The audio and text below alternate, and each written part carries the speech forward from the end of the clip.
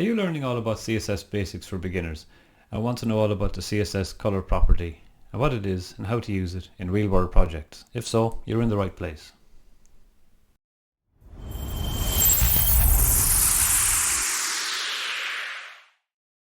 Hi, Martin here from MDP Web Development. Today we'll be working on a project that we'll use as a reference project throughout the Web Development for Beginners playlist. Don't forget to check out the playlist from the start to get a better understanding of HTML and our reference project. It's updated each week with new videos. Be sure to stick around to the end to see how to get the project files on GitHub to use throughout this playlist. I'll link to important videos there also. There's a link in the description down below to the GitHub repository where all the source code is. Let's get started. Before we go on, be sure to watch the Visual Studio Code Editor video. It explains how to get and set up VS Code for use in the Web Development for Beginners playlist. And also watch the video on creating your first web page. I'll link to them in the description below. Here's a summary to get you started. First, create a folder on your desktop and call it Reference Project. Next, download and install Visual Studio Code Editor for your operating system from the link in the description. Open VS Code, then open this folder and create a new file called index.html. In the file content, type an exclamation mark and hit enter. This should create a new standard document for you.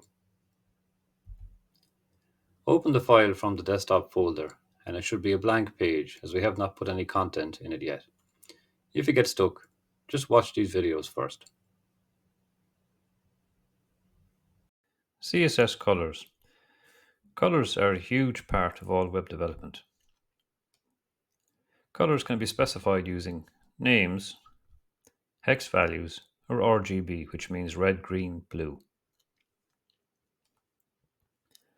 Colors can be applied using the background color or just the color attributes on anything on the HTML page. Colors are made of varying amounts of red, green, and blue. So if you mix them all together, they come out as white. CSS colors RGB for red, green, blue. Basically, the RGB method has red, green, blue with intensities set from 0 to 255 decimal. So we can see here in the RGB with the 255 for the red value, 0 for green and 0 for blue simply means we have a red color. If we set the green part to 255, the maximum value, the red part to 0 and blue to 0, then we just have a green color. So here we can see the red and green are set to 0, but 255 is on the blue. So we have an entirely blue color. Here we can have all things set to 0, which means black. There's no red, no green, no blue. Here we can have white, because red, green and blue are all set to the maximum colors, and when red, green and blue are mixed, they produce white.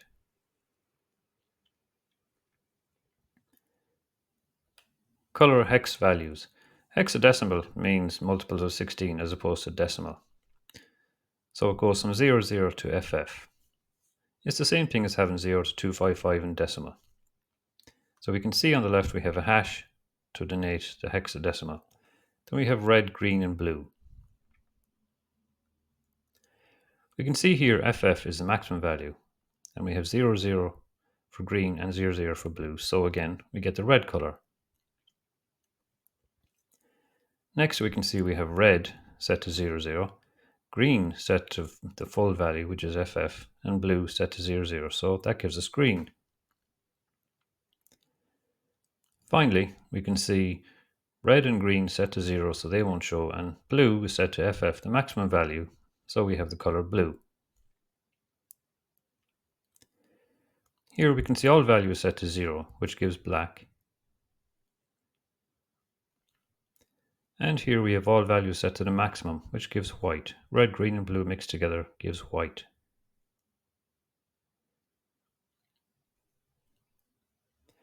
Or we can use color names, standard names used for colors. There are many color names. Here are just a few. red, green, blue, black, white.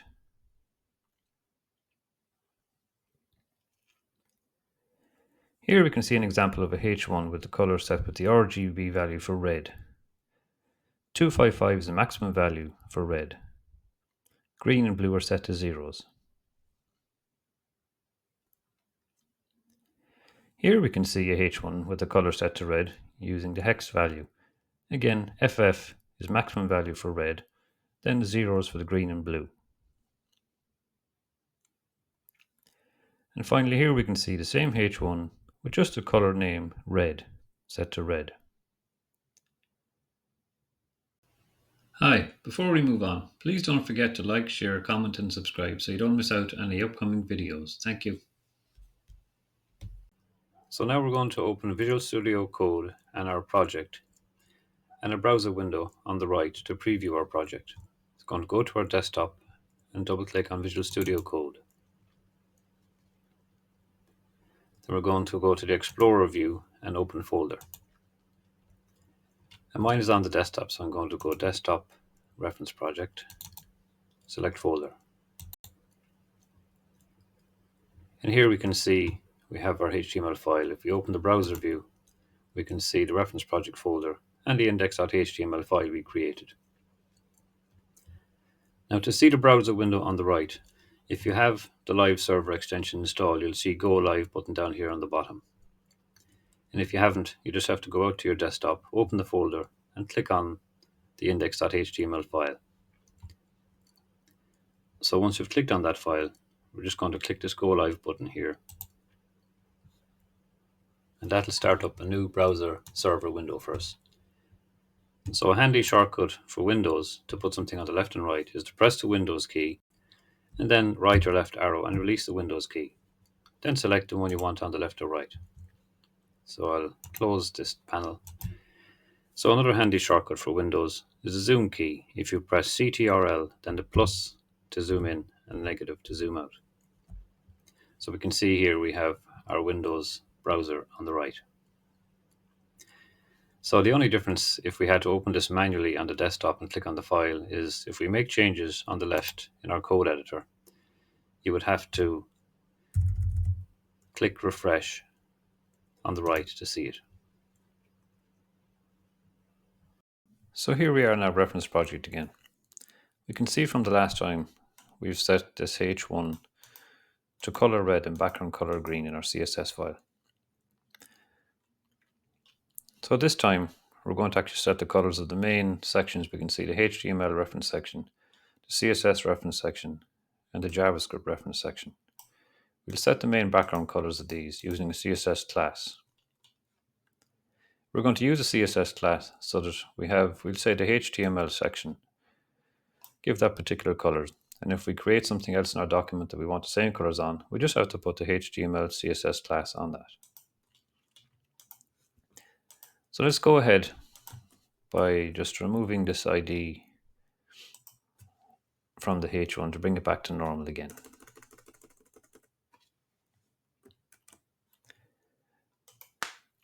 And in our style sheet, we'll just get rid of this test we've done.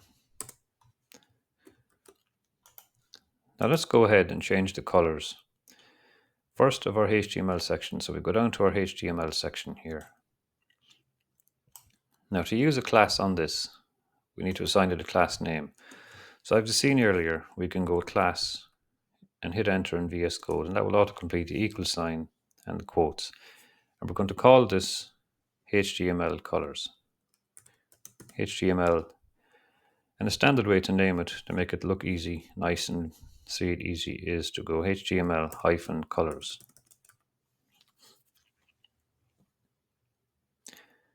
Now any element we apply this class to will get these colors. So now we're going to go into our CSS file and set the colors for this class. So for a class we're going to go dot, then we call it HTML-colors. Then of course our open and close curly brackets. Now for the first color we're going to use a hex value. Let's just have a look here when I have already. So the hex value is FAD7BD. So I'm just going to copy that and put it in as background color.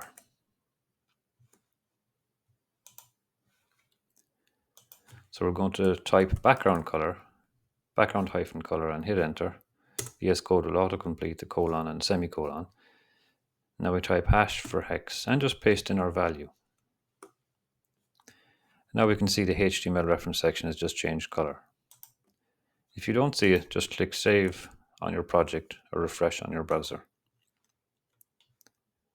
Now any element on this page we apply that class to will inherit the same colors.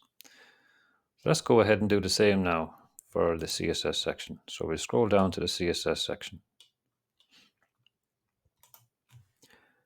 And let's go class, hit enter. We can see the equals and the quotes. CSS colors. And save. Now we'll go into our style sheet.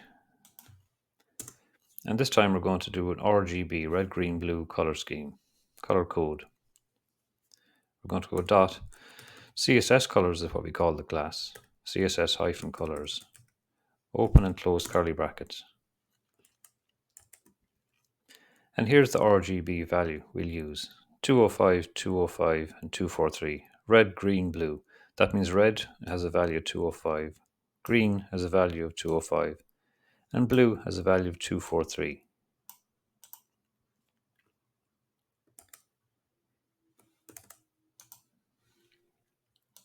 So we're going to go background color,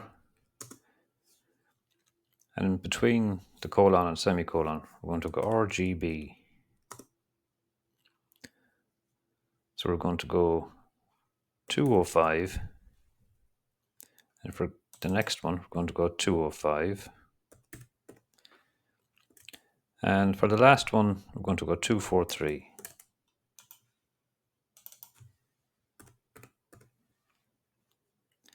And we can see here the colors change in our CSS reference section. So red 205, green 205, and blue 243. Now for the final section, the JavaScript section, we'll put another RGB value into it.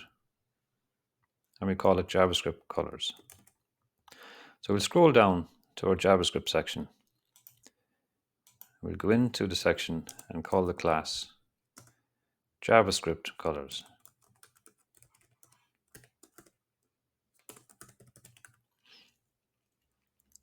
Then we hit save.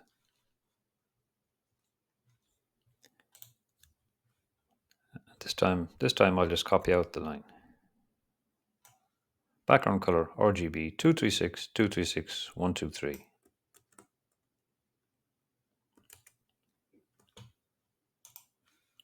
So in our CSS style, we'll create the class for JavaScript colors. Again, dot for class. We call it JavaScript hyphen colors. Open and close curly brackets. Then I'm going to paste in what I had there already. And we can see here our JavaScript reference section has now got a color.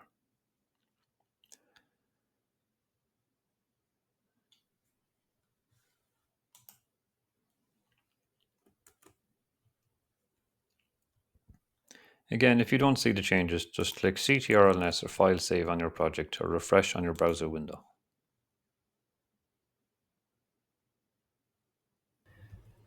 So to get the files used in this example, the HTML reference project, just go to the GitHub link that's down in the description of this video. You can have a look at it here. So a GitHub repository is just a location on the internet hosted by a company called Git that most developers like to share or store their code in, either for their own use or to share with other developers. The repository on GitHub is just a folder used to store code or files, etc. Let's have a look at each folder. So when we're in the repository here, you can see the name of the repository there, actions along the top. You can see the main folder here, and there's a README file too. So if you want, you can just click onto the folders and see what's inside them and download the code from there. But to get all the code, you're going to go over here to the code button. We're going to click and download zip file. Once that's downloaded, go into your downloads folder. Then we need to extract it. So we're going to Windows, you're going to right click and extract all.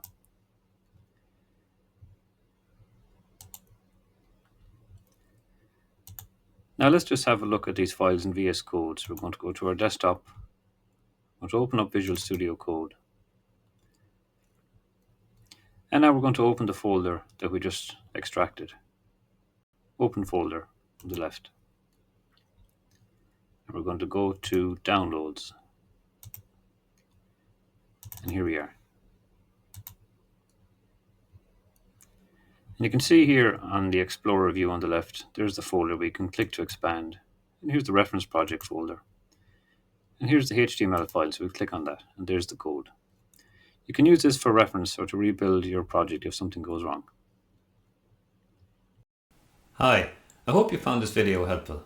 If so, please like, share, comment and subscribe so you don't miss out on any upcoming videos in the Web Development for Beginners playlist. See you next time.